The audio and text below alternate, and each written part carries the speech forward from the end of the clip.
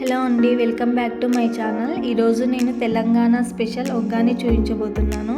తెలంగాణలో ఒగ్గాని చాలా స్పెషల్. ఎందుకంటే ఇంటికి ఎవరైనా బంధువులు వచ్చినప్పుడు మనకు టిఫిన్ చేయడానికి టైం లేనప్పుడు ఈ ఒగ్గాని ఎక్కువగా చేసుకుంటారు. ఎందుకంటే త్వరగా అయిపోతుంది, టేస్టీగా ఉంటుంది అండ్ స్పెషల్గా ఉంటుంది కాబట్టి.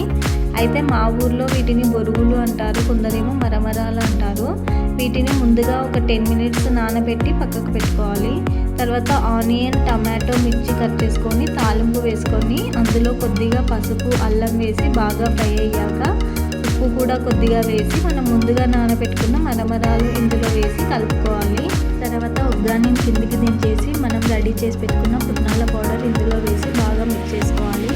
లాస్ట్లో కొత్తిమీరతో గార్నిష్ చేసుకుంటే ఒగ్గాని రెడీ. చాలా టేస్టీగా ఉంటుందండి. మీరు కూడా ట్రై చేయండి. వీడియో నచ్చితే లైక్ చేయండి, సబ్స్క్రైబ్ చేయండి. Thanks for watching.